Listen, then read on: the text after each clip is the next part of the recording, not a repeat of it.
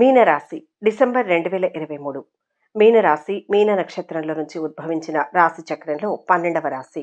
పూర్వాభాద్ర నక్షత్రం 4వ పాదం, ఉత్తరాభాద్ర నక్షత్రం 4 పాదాలు, రేవతి నక్షత్రం 4 పాదాల కింద జన్మించిన వారిది మీనరాశి అవుతుంది. ఈ రాశి వారికి డిసెంబర్ 2023లో ఎలా ఉండబోతోందో ఈ వీడియోలో తెలుసుకుందాం. ఈ నెల ఈ రాశి వారికి ఆర్థిక లావాదేవీలు ఆశాజనకంగా ఉంటాయి. ఆలోచనలు కార్యరూపం దాలుస్తాయి. పనులు సజావుగా పూర్తి చేస్తారు. ఆప్తులు మీకు సహాయకులుగా నిలుస్తారు. నిరుద్యోగుల యత్నాలు అనుకూలిస్తాయి. ఆస్తి వివాదాలు పరిష్కారమవుతాయి. వాహన యోగం, ప్రముఖులతో పరిచయాలు, మీ ఆలోచనలు కార్యరూపంలో పెడతారు. వ్యాపారాలు వృద్ధి చెంది లాభాలు గడిస్తారు. ఉద్యోగాలలో ఒడిదుడుకులు తొలగుతాయి. వృత్తి వ్యాపారాల్లో ప్రోత్సాహకర వాతావరణం ఉంటుంది. ఉద్యోగ జీవితం సాఫీగా సాగిపోతుంది. ఇంట బయట గౌరవ మర్యాదలు పెరుగుతాయి. ఆర్థిక పరిస్థితి మెరుగుపడుతుంది. ఆర్థిక లావాదేవీల వల్ల ప్రయోజనం ఉంటుంది. రాదు అనుకున్న డబ్బు చేతికి అందుతుంది. ముఖ్యంగా మొండి బాకీలు వసూలవుతాయి. ముఖ్యమైన వ్యవహారాలను పట్టుదలగా పూర్తి చేస్తారు. నిరుద్యోగులు అవివాహితుల ప్రయత్నాలు సఫలమవుతాయి. ప్రేమ వ్యవహారాలు నిలకడగా సాగుతాయి. ఆర్థిక పరిస్థితి మెరుగ్గా ఉంటుంది. అవసరాలకు డబ్బు అందుకుంటారు. ముఖ్యమైన పనులు సకాలంలో పూర్తి చేస్తారు. ఆత్మీయులు బంధువులతో ముఖ్య విషయాలపై చర్చిస్తారు. అరుదైన ఆహ్వానాలు అందుతాయి. చిన్ననాటి మిత్రుల నుంచి కీలక సమాచారం అందుతుంది. వాహన గృహ యోగాలు కలుగుతాయి. వ్యాపారాలు లాభసాటిగా ఉంటాయి.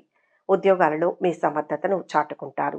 మొదటి వారంలో ప్రధానమైన వృత్తుల వారికి సమయం బాగా అనుకూలంగా ఉంటుంది. ఉద్యోగంలో ప్రత్యేక బాధ్యతలను అప్పగించడం జరుగుతుంది. వ్యాపారాలు పర్వాలేదనిపిస్తాయి. ప్రస్తుతానికి ఎవరితోనూ ఆర్థిక లావాదేవీలు పెట్టుకోకపోవడం మంచిది. అనుకున్న పనులు అనుకున్నట్టు పూర్తవుతాయి. ఖర్చుల విషయంలో కాస్తంత జాగ్రత్తగా ఉండాల్సిన అవసరం ఉంది. కుటుంబంలో ఒకరికి దూర ప్రాంతాల్లో ఉద్యోగం లభించే అవకాశం ఉంది. ప్రేమ వ్యవహారాలు అనుకూలంగా సాగుతాయి. అమితోత్సాహంతో పురోగమిస్తారు. ఆలోచనలు అమలు చేస్తారు. నూతన విద్యా అవకాశాలు దక్కుతాయి. ఆర్థిక విషయాలలో పురోగతి కనిపిస్తుంది. దీర్ఘకాలిక సమస్యలు వివాదాలు పరిష్కారమవుతాయి. బంధువుల ప్రోద్బలంతో కొన్ని నిర్ణయాలు తీసుకుంటారు. ఆలయాలను సందర్శిస్తారు. పనులు చకచకా పూర్తవుతాయి. ఆరోగ్యం కుదుట పడుతుంది. వ్యాపారాలు లాభసాటిగా కొనసాగుతాయి. ఉద్యోగాలలో అనుకూల పరిస్థితులు. కళారంగం వారికి సేవలు గుర్తింపు పొందుతాయి. కెరియర్ పరంగా మీకు చాలా మంచి సమయం ఉంటుంది.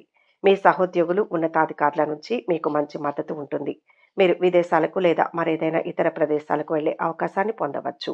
ఇది మీకు మెరుగైన స్థానాలు ఆదాయాలను కలిగి ఉండడానికి సహాయపడుతుంది. మీకు అనేక ప్రయాణాలు కూడా ఉండవచ్చు.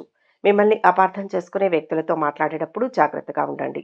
ఆరోగ్యపరంగా ఈ నెల బాగానే ఉంటుంది. కానీ మీకు కళ్ళు చర్మానికి సంబంధించి కొన్ని చిన్న చిన్న ఆరోగ్య సమస్యలు ఉండవచ్చు.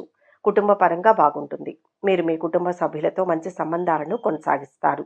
మీ జీవిత భాగస్వామి నుంచి ఆశ్చర్యకరమైన బహుమతి ఉంటుంది. మీరు మీ కుటుంబ సభ్యులతో కలిసి కుటుంబ కార్యక్రమానికి కూడా హాజరు కావచ్చు. రెండవ వారంలో ఎటువంటి ప్రయత్నమైనా సఫలమవుతుంది. కొద్ది ప్రయత్నంతో వ్యక్తిగత సమస్యలు పరిష్కారమవుతాయి. ముఖ్యమైన వ్యక్తులతో పరిచయాలు పెరుగుతాయి. ఉద్యోగంలో అధికారుల నుంచి సహచరుల నుంచి సహాయ సహకారాలు లభిస్తాయి.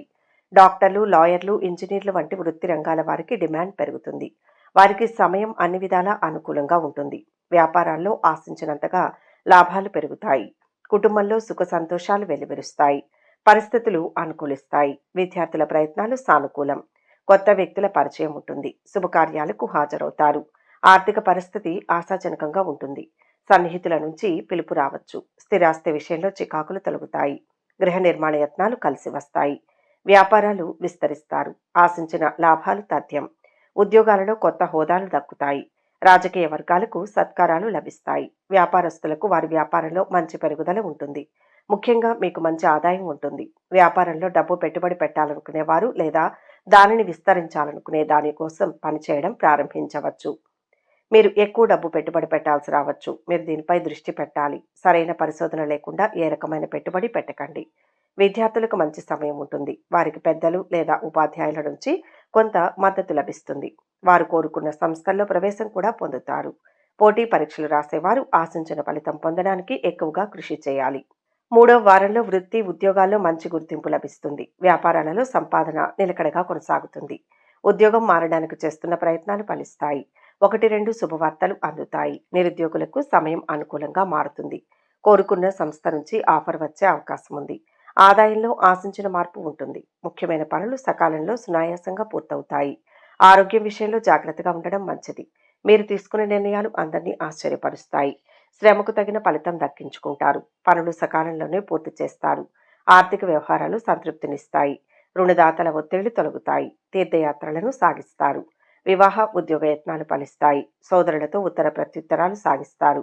స్థిరాస్తి విషయంలో ఒప్పందాలు చేసుకుంటారు. వ్యాపారాలు అనుకున్న రీతిలో సాగుతాయి. కుటుంబ వాతావరణంలో ఆనందకర సంఘటనలు ఉంటాయి. క్రీడా రంగంలోని వారికి చక్కటి విజయాలు లభిస్తాయి. ఆర్థికపరమైన విషయాలలో కొంత అననుకూలత ప్రారంభమయ్యే సూచనలు ఉన్నాయి. నిరుద్యోగులకు ఉద్యోగ ప్రాప్తి లభిస్తుంది. ధనాదాయంలో చక్కటి స్థిరత్వం పొందుతారు. కుటుంబ సంతోషాలు ఉంటాయి. ఆశించిన విధంగా స్థానచలనం పొందుతారు. అధునాతన వస్తువులను అమర్చుకోగలుగుతారు. అతి కష్టం మీద వివాహ ప్రయత్నాలు ఫలిస్తాయి.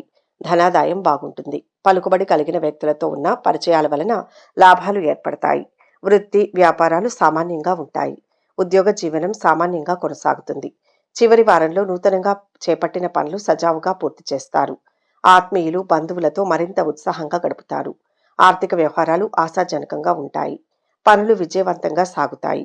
చిన్ననాటి మిత్రులను కలుసుకుంటారు. స్థిరాస్తి వివాదాలు పరిష్కార దశకు చేరుతాయి. వ్యాపారాలలో పెట్టుబడులు అందుకుంటారు. ఉద్యోగాలలో పదోన్నతులు దక్కుతాయి. రాజకీయ వర్గాలకు పదవీ యోగం. కళారంగం వారికి అవకాశాలు అప్రయత్నంగా దక్కుతాయి. వృత్తి వ్యాపారాలు లాభదాయకంగా సాగిపోతాయి.